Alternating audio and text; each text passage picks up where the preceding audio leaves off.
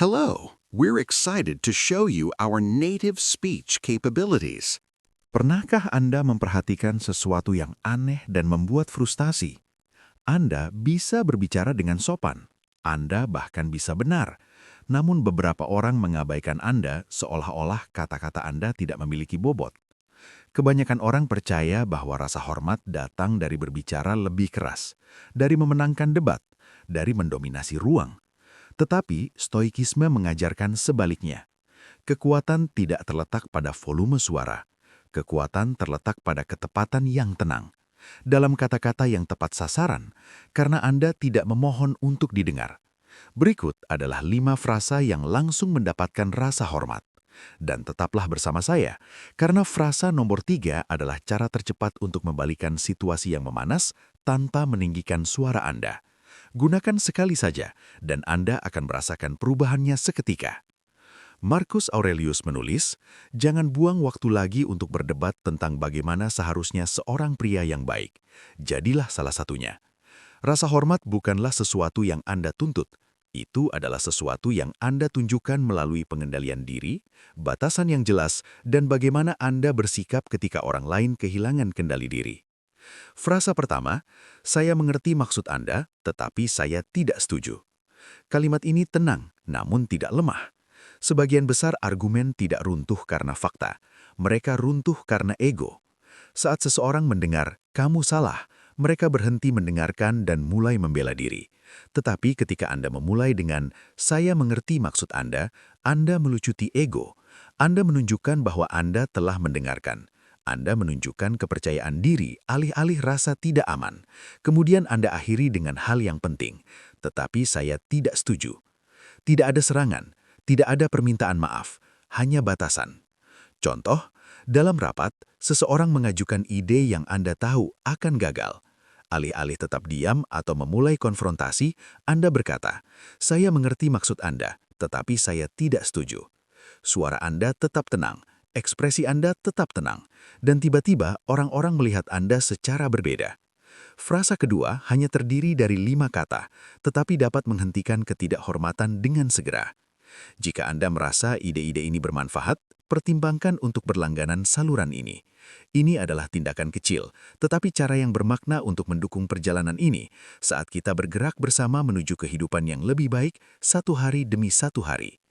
Frasa kedua, saya tidak menganggap itu pantas. Ini adalah salah satu batasan terkuat yang dapat Anda tetapkan, karena bersih dan langsung. Ketika seseorang melewati batas, banyak orang tertawa gugup, diam atau ikut bermain untuk menghindari rasa tidak nyaman. Pada saat itu, mereka mengajarkan orang lain bahwa ketidakhormatan dapat diterima. Tetapi ketika Anda mengatakan, saya tidak menganggap itu pantas, energi di ruangan itu langsung berubah. Tidak ada perdebatan, tidak ada penjelasan, itu hanya menetapkan batasan. Contoh, saat makan malam, seseorang membuat lelucon yang menyinggung dan mengharapkan Anda untuk tersenyum. Anda berhenti sejenak, Anda menarik napas, Anda menatap mereka dan berkata, saya tidak menganggap itu pantas. Tidak ada drama, tidak ada ceramah, hanya martabat. Dan inilah efek tersembunyinya. Ketika Anda mengatakannya, Anda sering memberi orang lain izin untuk merasakan apa yang mereka takut untuk ungkapkan. Frasa ketiga, mari kita bicara ketika kita dapat melakukannya dengan hormat. Ini adalah cara stoik untuk menolak kekacauan tanpa melarikan diri darinya. Ada saatnya ketika sebuah diskusi berhenti menjadi diskusi.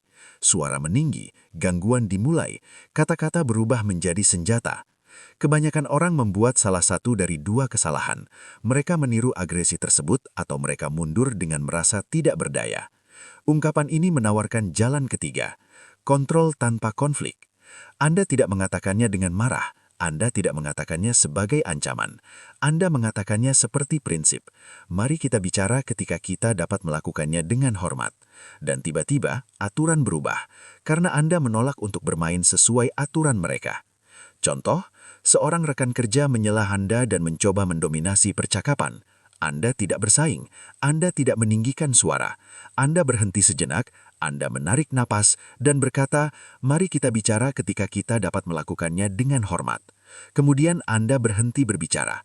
Keheningan itu bukanlah kelemahan, keheningan itu adalah pesannya. Saya tidak di sini untuk diseret. Ungkapan keempat adalah, saya lebih suka tidak melanjutkan percakapan ini. Tidak setiap konflik layak mendapatkan energi Anda. Tidak setiap perdebatan layak mendapatkan waktu Anda. Beberapa orang berdebat untuk memahami, yang lainnya berdebat hanya untuk menang. Dan mereka yang berdebat untuk menang akan terus mengubah tujuan sampai Anda kelelahan. Stoikisme menyebut ini kebijaksanaan, lindungi kedamaian Anda. Ungkapan ini menutup pintu tanpa membantingnya. Saya lebih suka tidak melanjutkan percakapan ini. Tidak ada kemarahan, tidak ada penghinaan, tidak ada pembenaran panjang. Anda tidak menghindari situasi tersebut. Anda memilih diri Anda. Contoh, seseorang terus memprovokasi Anda, mengulang poin yang sama, mencoba menarik Anda ke dalam kekacauan emosional. Anda mengenali jebakan itu. Anda mundur dan berkata, saya lebih suka tidak melanjutkan percakapan ini. Dan Anda pergi dengan harga diri Anda tetap utuh. Karena kenyataannya adalah, menjauh dari ketidakhormatan bukanlah kekalahan. Itu adalah penolakan untuk membuang waktu Anda pada kebisingan. Ungkapan terakhir adalah kunci untuk tetap sendiri ketika orang lain menekan Anda dengan pendapat mereka. Ungkapan kelima adalah, itu pendapat Anda dan saya menghormatinya, tetapi saya tidak sependapat. Di dunia saat ini, semua orang punya nasihat tentang bagaimana Anda harus hidup, bekerja, berpikir, dan mencintai. Banyak orang merespon dengan salah satu dari dua cara.